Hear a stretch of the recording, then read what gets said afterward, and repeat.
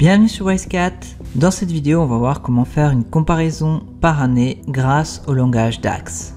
Les fonctions DAX d'intelligence temporelle permettent de manipuler ou comparer des données selon un critère temporel. Dans cette vidéo, on va voir comment faire une comparaison par année avec la fonction Same Period Last Year, mais le langage DAX a beaucoup d'autres possibilités. Alors une comparaison par année, ça ressemble à ça. Ici, j'ai un rapport de tableau croisé dynamique avec le chiffre d'affaires 2020. Dans la colonne suivante, le chiffre d'affaires 2019 détaillé par mois. On va le faire ensemble avec Excel puis avec Power BI. Vous pouvez me dire dans les commentaires si ce format de vidéo vous plaît et si jamais vous avez des suggestions de vidéos, n'hésitez pas. Avant de commencer, je vais vous montrer comment je faisais avant l'arrivée de Power Pivot dans Excel et on va bien rigoler. Avant l'arrivée de Power Pivot et du langage DAX dans Excel, pour faire ce type de rapport, voilà ce que je faisais. J'avais deux méthodes, elles valaient ce qu'elles valaient. Je prenais mes données, je faisais un tableau croisé dynamique. Je mettais mes dates dans les lignes, les montants dans les valeurs. Donc j'avais les données pour 2020 et les données pour 2019. Et ce que je faisais, c'est que je faisais simplement un copier-coller comme ça et je les plaçais ici. Alors vous en conviendrez, c'est pas génial. J'avais une autre méthode aussi, c'est que je partais toujours de mes données, j'insérais une nouvelle colonne, j'utilisais la fonction année pour aller repêcher l'année au niveau de la colonne des dates, et à partir de là, je faisais un tableau croisé dynamique. Je venais placer mes dates dans les lignes, les montants dans les valeurs, et les années dans les colonnes. Et j'arrivais à un résultat très moyen parce que j'avais l'année 2019 ici et l'année 2020 ici. Et bien, avec Power Pivot, on va voir que c'est beaucoup plus simple. Je vais rapidement vous présenter les données, enfin elles sont super simples. Comme d'habitude, vous retrouverez ce fichier grâce à un lien qui est dans la description de la vidéo. Alors j'ai simplement deux tables, une table vente et une table de date. Je vais importer ces deux tables dans Power Pivot. Donc je sélectionne une cellule de la table vente, je vais dans l'onglet Power Pivot, ajouter au modèle de données. Voilà pour ma table vente. Je vais faire la même opération pour la table des dates. À présent, je vais créer une relation entre les deux tables. Je vais aller dans Vue de diagramme. Voilà mes deux tables. Je vais créer une relation entre le champ date de la table date, donc qui est la clé primaire de la table date, et le champ date de commande de la table vente, qui est la clé étrangère de la table vente, héritée de la table date. Voilà ma relation, et à partir de là, je vais faire un tableau croisé dynamique. Je vais sélectionner la table vente dans le volet champ de tableau croisé dynamique et je vais créer une mesure qui va simplement être la somme de mes montants ou en d'autres termes mon chiffre d'affaires. Dans l'onglet Power Pivot, je vais cliquer sur mesure, nouvelle mesure. Je vais appeler cette mesure chiffre d'affaires et ma formule va simplement être la somme du champ montant qui est dans la table vente. Je ferme les parenthèses. Alors au niveau du formatage, je vais choisir ça.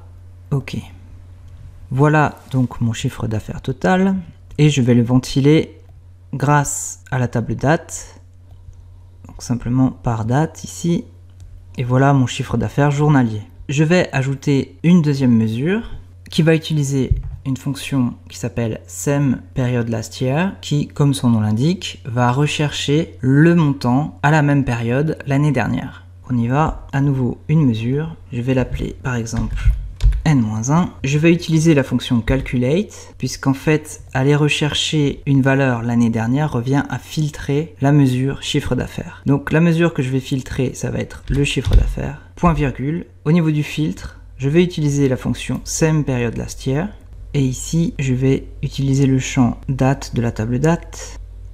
Je ferme les parenthèses une fois, deux fois. Je vais vérifier la formule, aucune erreur. Au niveau du formatage, et OK. Alors ici, on pourrait croire que ça ne marche pas, puisque j'ai aucune valeur. Mais en fait, la mesure devrait renvoyer la valeur de l'année précédente. Dans ce cas, ça serait le 1er janvier 2018. Mais je n'ai pas de données en 2018. J'ai simplement de données pour 2019 et 2020. Donc on va voir ce qui se passe au niveau de 2020. Alors notez juste que ici on avait 10 992 pour le 1er janvier 2019. On va voir au 1er janvier 2020, j'ai bien ici mes 10 992. Je vais simplement grouper mes données, par exemple, par année et par mois, pour voir ce que ça donne. Et voilà le résultat. Donc notez qu'au mois de janvier 2019, on avait un chiffre d'affaires de 325 052 et on le retrouve ici. Alors pour que ce soit plus clair, je vais ajouter un segment. Donc je vais dans le menu insertion, segment, et je vais placer donc un segment sur les années. Ok. Et je vais simplement sélectionner l'année 2020. Voilà le résultat. À partir de là, c'est très facile, par exemple, d'insérer un graphique, par exemple un histogramme. Et donc voilà ce qui se passe.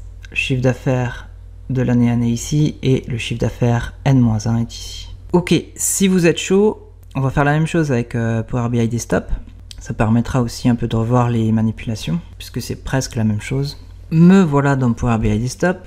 Je vais importer les données. Il s'agit d'un fichier Excel.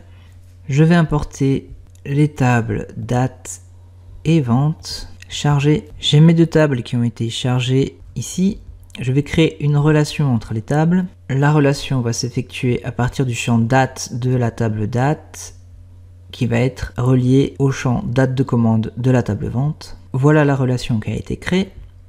Je vais retourner dans mon rapport. Je vais sélectionner la table vente et je vais créer une nouvelle mesure. Comme précédemment dans Excel, ça va être la somme de mes ventes.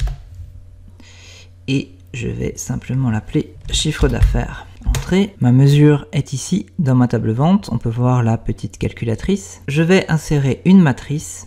Je vais y mettre mes dates.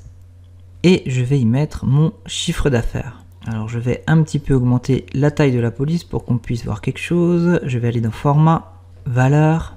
Je vais augmenter ici la taille du texte. Donc voilà ce que j'ai, mon chiffre d'affaires pour 2019 et pour 2020. Je vais ajouter une nouvelle mesure. Je vais l'appeler N-1. Je vais utiliser la fonction calculate. L'expression va être la mesure chiffre d'affaires.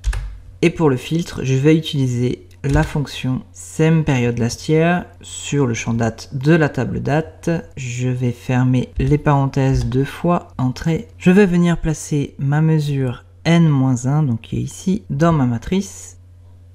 Et voilà le résultat. Donc j'ai bien le chiffre d'affaires N-1 qui apparaît ici dans la ligne qui concerne l'année 2020. Je vais développer le tout sur un niveau de la hiérarchie. Et on voit ici que le rapport est détaillé par trimestre. Si j'appuie une deuxième fois, je vais avoir le rapport détaillé par mois et par trimestre. Je vais simplement venir placer un filtre, ça sera plus lisible, pour avoir uniquement les données de 2020. Je vais cliquer sur segment. Alors le segment va s'effectuer sur les années. Alors je ne vais pas choisir ce type de segment, je vais cliquer ici et je vais simplement choisir une liste déroulante pour sélectionner l'année 2020. Et voilà le résultat, donc j'ai mon chiffre d'affaires ici et le chiffre d'affaires N-1 ici. Si je le souhaite, je peux transformer ça en graphique, par exemple en histogramme groupé, et voilà le résultat.